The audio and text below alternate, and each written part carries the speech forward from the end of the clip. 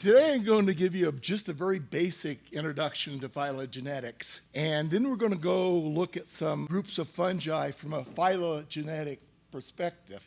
Usually, when you see a bunch of fungi in a slideshow or in a field guide, they're arranged by body type. All the gilled mushrooms together, all the polypores together, but we're going to look at them from their natural relationships from a phylogenetic point of view. So in my introductory slide here, you'll see more of this later. These photos are all close relatives of Russulales.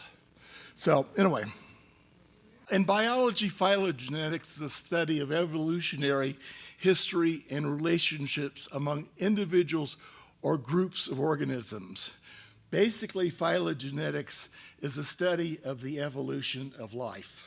These relationships are discovered through methods that evaluate observed heritable traits, such as DNA sequences or morphology, under a model of evolution of these traits. Historically, phylogenetics was based on morphology, but modern phylogenetics always includes sequence data. The product of phylogenetics is a phylogeny, also known as a tree. It is an explanation of how species and groups of species evolved, their genealogical relationships. So we can have a phylogeny of species, a phylogeny of groups of species, or a phylogeny of individuals. This is the phylogeny of my family tree.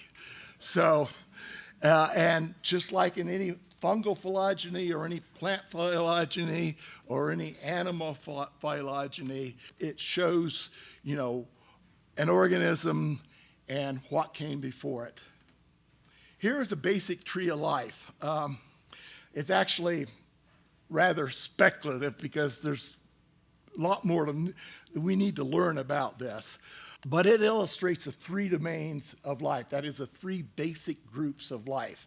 The bacteria, the archaea, which used to be considered bacteria, but they're really microorganisms that are distinct from bacteria, and the eukaryota, which is all the multicelled animals, plants, protists, fungi, and so on and so forth. The details of this relationship are still in flux as we learn more. So these trees like this are changing all the time with added information. In fact, for an example, in this tree, Microsporidia, which is over here someplace, actually belongs right up here with the fungi. A phylogenetic tree is a diagram that represents the evolutionary relationships among organisms. Phylogenetic trees are hypotheses, not definitive facts. This means that the relationships and the trees they produce are in constant flux as we learn more. The pattern branching in a phylogenetic tree reflects how species or other groups evolved from a series of common ancestors. This means that the branching in a tree shows relationships. In trees, two species are more related if they have a more recent common ancestor, and less related if they have a less recent common ancestor. This is just like you are more closely related to your siblings than you are to your cousins. Phylogenetic trees can be drawn in various equivalent styles. Rotating a tree around its branch doesn't change the information it carries. To show this, we have two trees that are rotated on the base branches. The base branches are these ones at the bottom. And these two trees show identical information. In other words, which way you rotate these branches and which way they show it is irrelevant to the information that the trees provide. So you can rotate around any branch. You could rotate the branch here, left, right, and it still is showing the same information. It does not matter. So why is phylogenetics important? Phylogenetics can be used in forensics, conservation, various types of biological studies, but today we are primarily interested in using phylogenetics to classify the fungi. Phylogenetics based on sequence data provides us with more accurate descriptions of patterns of relatedness than was available before the advent of molecular techniques. So here's a basic Basidiomycota tree of life, and today we're going to be looking at Basidiomycetes. This is a simplified tree of basic Basidiomycete groups. Each labeled leaf on the tree is a clade. We'll get into clades here in a second. This is a very basic tree, and here we have a tree I pulled out of a very recent article that is much more complex. As you sequence more species and create trees out of this information, they can get very complex very fast. And here's a detail from the previous tree. Each of the places in this tree where you have a branch is a clade. So what is a clade? A clade, which is also known as a monophyletic group, is a group of organisms that consists of a common ancestor and all of its lineal descendants, and represents a single branch on the tree of life. All members of a clade have a single common ancestor. This entire tree is a clade. The bluish group is a clade. The greenish group is a clade. The reddish group is a clade. This is a clade at this branch point right here on up. This is another clade right here. So clades can be at different levels, but the important point is every clade has a single common ancestor. Today we're looking at how similar morphologies, that is body forms, appear in different clades of Basidiomycetes. This is a chart that was drawn by Gary Linkoff and me about a decade ago. It shows the basic clades of Basidiomycetes across the top and the body forms down the left side. The clades shown are the Agaricaceae, the Phallales, the Russulales, the Polyporales, the Phallales, Agaricaceae, the Gomphoid Phylloid clade, and the Cantharo. Those include most of the mushrooms that you're going to find, fungi that produce mushroom-like bodies that you find in the field. Across the left are the body forms, mushrooms with gills, mushrooms with pores, mushrooms with teeth, mushrooms that are club or coral-like, chanterelle-like mushrooms, the crustose and the thalaphoid and the sterium-like fungi, the gastroid fungi like puffballs, the sequoioid fungi, and the hypogeous truffle-like fungi. So in this chart here, the row across the top, highlighted in pink, shows the gilled mushrooms. You can see there are gilled mushrooms at every one of the basic clades. So gilled mushrooms don't form a natural group because they appear in all these different clades. They're just a convenient way for putting together a field guide to look at mushrooms, but they have no phylogenetic significance. And the column in pink shows the Russulales clade. Each clade in this group has representatives of all or most of the body forms. So first of all, we're going to look at the Russulales clade. When you think of this group, most people think of the well-known gilled mushrooms, Russula and Lactarius, but there are many more body forms in this group. These are all relatives of Russula now we're looking at. So this is Agaricaceae vulgare, which in my area grows on Douglas fir cones. And most of the rest of the world, it grows on pine cones. So which tells me that probably these things need to be sequenced because there's likely more than one species there. So molecular phylogenetics will eventually solve this problem and give us the answer to this, whether this Agaricaceae is one species or multiple species. Another one in the Russula group is the pored mushroom Bondergevia. Here we have Bondergevia occidentalis, which was known until recently as Bondergevia mesenterica. But Bondergevia mesenterica, we found out, is actually restricted to Europe. So our species got a new name. Bondagevia was one of the ones that was thought to be related to Russia long before modern molecular methods, because the spores are identical, or at least very similar to the spores that you find in both Russula and Lactarius. They all have amyloid ornamented spores. Here we have a tooth fungi. Hericium coralloides grows in hardwoods, and all the species of Hericium are generally considered excellent edible mushrooms. And as a group, they're some of my favorite edibles. Here we have Lactarius Phallales. Here we're getting to our first guild mushroom in this group.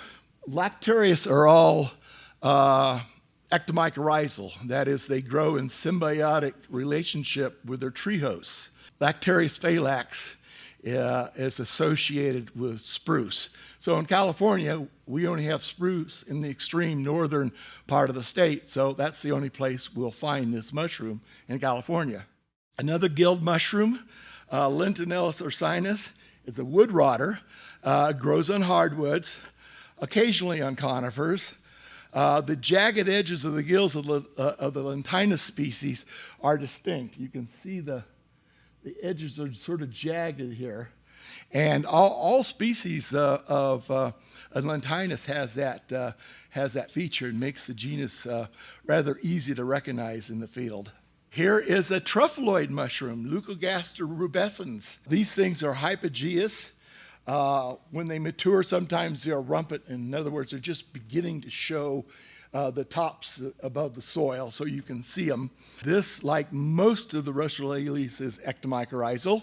And this thing actually, when they're fresh and young, when you cut them, they bleed a latex.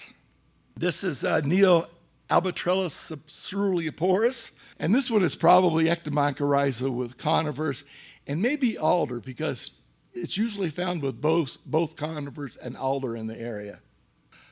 Here we have our Russula. This is Russula aurea from the Great Smoky Mountains. All the Russulas are guild mushrooms, and they are all believed to be ectomycorrhizal. Russula is the type, genus of the family, Russulales, and of the order Russulales, which is the order we're looking at here. And our last one in this group is Sterium hirsutum. Steriums are extremely common wood-inhabiting mushrooms that grow all through the temperate areas and through the tropics. And they have a smooth hymenium. In other words, the surface where the basidia and the spores are formed are smooth. No gills, no pores, no teeth, just smooth. Now we're going to move on to the Phallales clade. Most of these are ectomycorrhizal, growing in symbiotic relationship with their tree host. Bolitopsis grisea is a species with very small pores. They're so small you can't see them in the picture. You really need a hand lens almost to see the pores in this thing. They're so small. Since they're pored, they originally were placed in the genus Polyporus, but phylogenetics show us that they're really not that closely related to the Polycro group at all. They're here with these other mushrooms. So they're really quite distinct from the Polyporaceae. Hypnum aurantiacum is a tooth mushroom, and it's associated with conifers, and usually, especially with spruce. And this is one that the mushroom dyers like to collect. It's a good dye mushroom. Another good dye mushroom is Phelodon atratus. It's another tooth mushroom. And phelodons tend to have very tough flesh, and very fragrant odors. I have smelled this thing in the forest before I could see it. The odor is sort of fragrant and fruity and intense. This is what we call the blue chanterelle. I mean, it looks very much like a chanterelle, the body form. Morphologically, it's close to the true chanterelles, but phylogenetically, it's not close to chanterelles at all. This species, Polyozellus multiplex, was originally described from Maine by Merle in the early part of the 20th century. We suspected that our West Coast species might be different. So a molecular review of the collections identified as Polyozellus multiplex revealed that it's a complex of 5 phylogenetic species. It's not clear to me which one this is. There's 2 species in the West that this could be, but until I get some fresh material and look at it, I don't know. And as far as the taste, this grows in California in the extreme northern part and up into Oregon, whichever species it is. And I've eaten it, and it's not very good. And I served it to a group one time at a foray in Oregon to 20 people. I asked them if they liked it and then they'd eat it again. 19 out of 20 said they never wanted to have anything to do with it again. And one said they might eat it again. But the collections in Alaska, everybody that's eaten that tells me it's really good. So this is probably a species difference. Now we know that there's different species. The edibility has something to do probably with the fact that we really have multiple species that's been hiding under this one name. So once again, phylogenetics come to the rescue, and eventually we'll know which species are really good edibles. Sarcodon imbricatus, which we collected here yesterday. It's a toothed mushroom. Usually it's an excellent edible. Sometimes the older, bigger ones tend to get bitter. In California, what we call Sarcodon imbricatus, I think is probably actually a different species, and we need to sequence that and do some phylogenetics on it and see what it really is. But the stuff I've had from the Colorado Rockies, where this picture was taken, have, in my experience, have been a good edible. And it's primarily associated with spruce. And it's common in the Colorado Rockies. Thalephora multipartita. Thalephora is a group of fungi with a smooth hymeneum. This species is associated with both hardwoods and conifers. And it's small and it's very attractive. You can get down and actually collect it. But it's small enough that most people ignore it. And our last species in this group is a Tomentella. I don't know what species. They're a little hard to identify, but they grow as crusts on wood, often on the underside of a log. You turn over a log on the ground, and you'll often see a Thalephora underneath at the bottom. So you might think that these things are wood rotters. They're growing on wood. They look like any other wood rotter, but actually Tomentellas are ectomycorrhizal. And this was totally unknown until relatively recently, and it was unknown and unsuspected. It's actually a common ectomycorrhizal fungi in California, in pine forests, for example. You can take a core sample under a tree, you use a cylinder and bring out a core of dirt and roots, and then you take the roots, and the root tips have got the mycelium from the fungus that grows around the root tips. So you can sequence the root tips and see what species of fungi are growing with that particular tree. So this was how this fungi was found to be ectomycorrhizal. It kept appearing on the root tips of these trees that were tested. Our last group we're going to look at is the Agaricaceae, the Agaricus family tree. This is the family that includes the common button mushroom that you get at your local supermarket. And most, possibly all of the Agaricaceae are saprobes. In other words, they live off decaying or organic matter. Our first one is Agaricus bruneofibrillosus. It's rather uncommon and guild mushroom that grows in coastal California, and as far as I know, no other place, and it's associated with conifer duff. That's the only place I've ever seen it. It's a rather handsome mushroom. It's a red stainer when you cut it, and you can see from the red on the cut stipe here. And this and a couple of its close red staining relatives that also grow in cypress litter are some of the best mushrooms I've ever eaten. Very strong flavored, very nice flavored.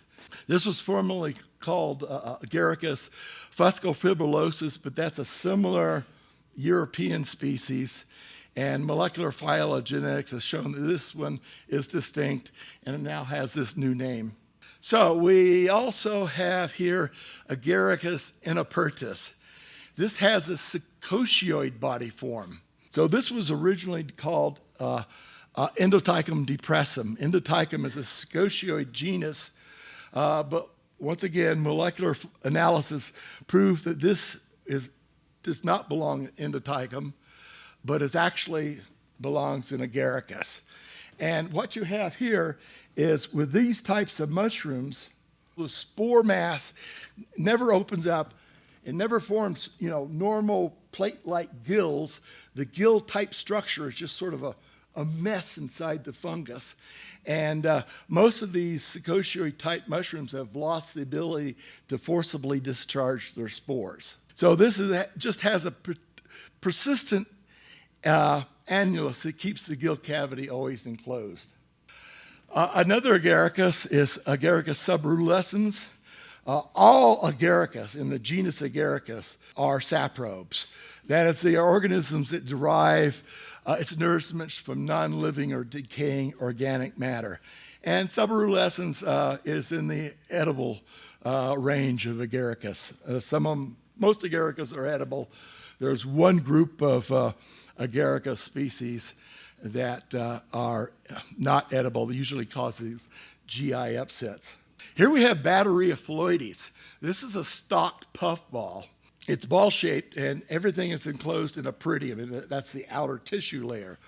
As the stem elongates at the top, there's a spore sac, which you see up here, which consists of the peridium, part of the peridium that's covering the spore mass.